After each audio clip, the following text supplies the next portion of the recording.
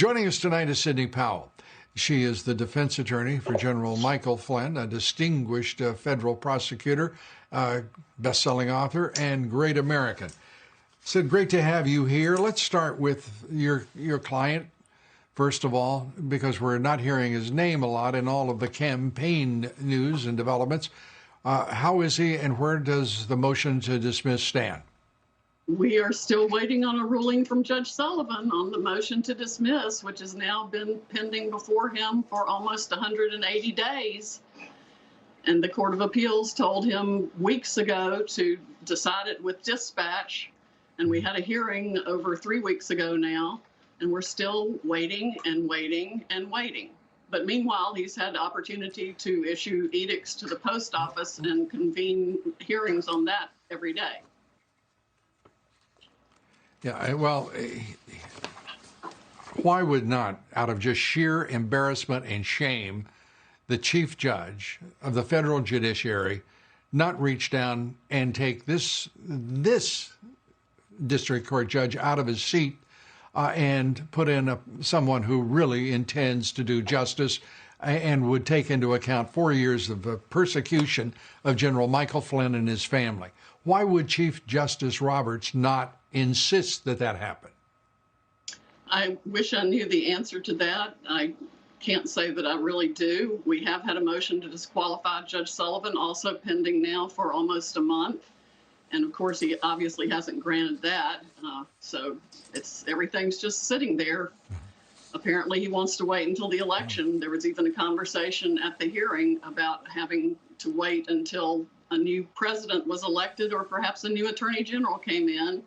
So it seems to be the most political persecution of our lifetimes.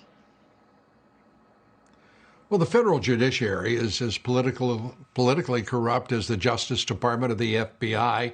The federal judiciary is starting to look like something conjured up by the Soviet Union, not by our founding fathers. And now we're watching big tech censoring, as we discussed on the show earlier, not only the President of the United States, but the Commissioner of Customs and Border Protection, because his agency has been so effective in stopping murderers and rapists and drug dealers and sex traffickers at our border. And they call that hate speech, as he is explaining what they have proudly accomplished at our southern border. It's outrageous, and we're seeing it everywhere. This is a breakdown in our society. This is a breakdown in law and order. This is a crisis that no one wants to recognize, as we're watching state after state, blue states, blue mayors and governors effectively working to lock down their communities, their states, their cities, to suppress the vote. I mean, this is an outrage. Your thoughts? The timing certainly indicates that, Lou. It's extremely concerning. There's absolutely no reason to enact these shutdowns right now. In fact, I was just looking at some statistics today based on the UN data, and it turns out that President Trump is responsible for decreasing the death rate in the United States percentage-wise since he came into office, despite having the COVID issues, whereas it increased steadily during the Obama administration and a major jump at one point. In fact, Obama came in with a negative increasing U.S. death rate and turned it into a positive one. So it's gone up steadily since then until President Trump came into office, and it's going back down again despite having to deal with COVID.